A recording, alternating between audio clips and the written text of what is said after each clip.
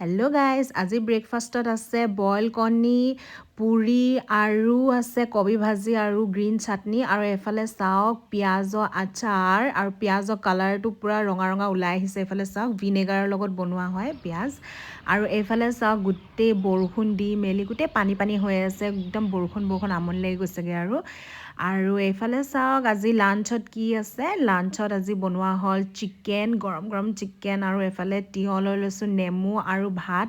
আজি খানা এনেকৈয়ে আৰু বেলেগ আইটেম একো নাই আৰু দালি চালি একো লোৱা নাই আৰু মাংস এনেকুৱাকৈ থাকিলে মোক দালি নহ'লেও চলি যায়। তো এনেকৈ খাই মোক খুব ভাল লাগে আৰু পূৰা আজি একদম পূৰা অলপ জোলকৈ বনোৱা নাই, একদম ড্ৰাই ফ্ৰাই নিচিনা আৰু একদম খাই খুব মজা লাগে মোৰ এনেকুৱাকৈ। আৰু এয়া চাওক ইভিনিং আজি আনিছিলে LMB'জৰ পৰা মিঠাই লৈ আনিছিলে আৰু খাবলৈ খুব মজা আৰু ইমানেই টেষ্টি হয় খাবৰ কাৰণে। মিঠাইকেইটা খাই বহুত দিন খোৱা নাছিলোঁ, তো ভাবিলোঁ কি এইবাৰ LMB'জৰ পৰা মিঠাই কেইটামান লৈ যাওঁ বুলি খাবৰ কাৰণে।